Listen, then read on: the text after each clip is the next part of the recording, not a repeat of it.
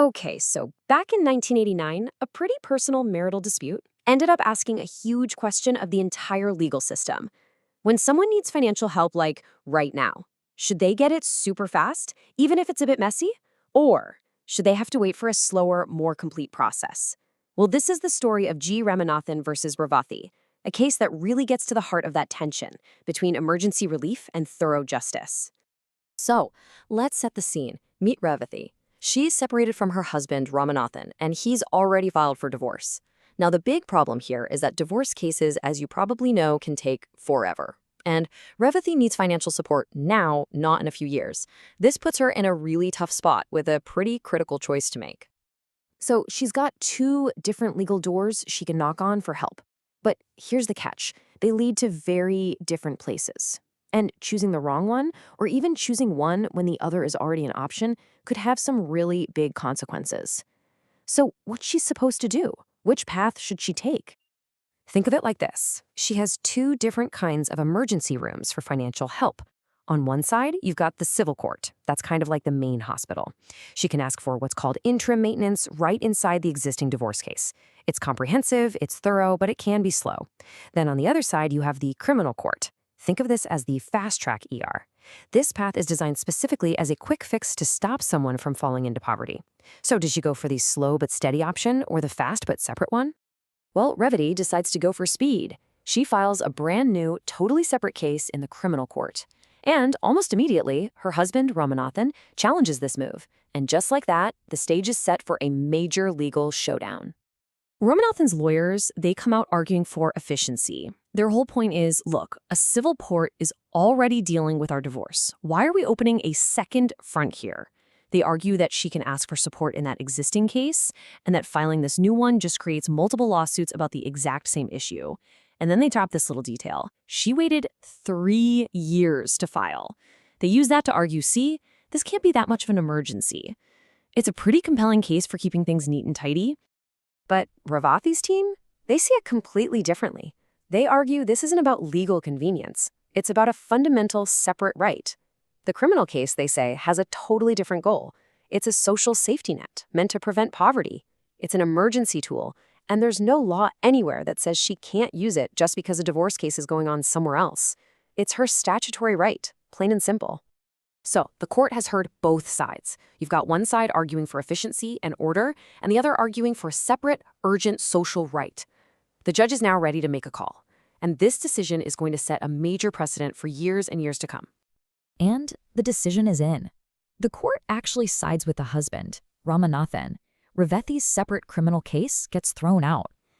But honestly, the outcome isn't even the most interesting part. The real story is in the why. Why did the judge make this call? Well, the whole decision really hinged on this one key legal idea, form shopping.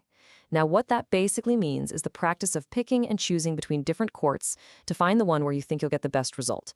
And the judge in this case was very, very concerned about preventing that. So let's break down the judge's thinking here. It really came down to 3 clear steps. First off, he wanted to prevent multiplicity. You know, having 2 cases about the same thing running at the same time, it's inefficient and you risk getting 2 different conflicting orders. Second, he believed in deferring to the specialists. Civil courts are literally designed to handle every part of a divorce. And third, he felt she should use the proper channel. There was already a path for her to get help in the civil case, and she should have used that one first. But you know what? The story doesn't end there in 1989.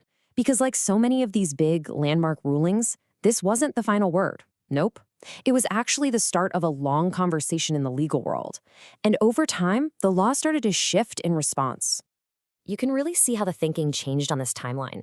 In 1989, the G. Ramanathan case set this very strict rule. If there's a civil case, you stick with the civil remedy. But then, just 2 years later, another court started to soften that idea, saying that rates under different laws are independent. And then by 2010, another court limited the 89 ruling even more. It said the criminal path is still an option, especially if the civil court says no to maintenance. So that strict wall that was built in 1989, it was slowly being taken down brick by brick. And this really puts the whole evolution in a nutshell. Back in 1989, the principle was either or. A pending civil case was an absolute roadblock to opening a new criminal one. The focus was all on avoiding multiple lawsuits. Fast forward to today, and it's much more of a both-and approach. A pending divorce is not an absolute bar. The focus has completely shifted to making sure people get the support they need while simply preventing them from getting paid twice for the same thing. So now courts just adjust the final amounts. Okay, so after all that back and forth, all that legal history, what does this actually mean for someone in Revathy's position today? What's the practical reality on the ground right now? All right, so here are the modern rules, the key takeaways. First, a person can seek maintenance under different laws at the same time. Second, having a divorce case pending is no longer an automatic roadblock. But third, and this is the really critical part, the courts will just adjust the amounts they award to make sure there's no double dipping. The ultimate goal is now crystal clear: provide timely financial support and prevent poverty using all the legal tools available. When you look at this whole legal journey, it just shines a massive spotlight on this fundamental tension that's right at the heart of the law, that constant balancing act between the need for speed and the need for thoroughness. Every single legal system struggles with this. So we'll end on this thought. The story of Revathy's case shows us there's no simple answer here. It leaves us with a question that lawyers and judges are still grappling with every single day.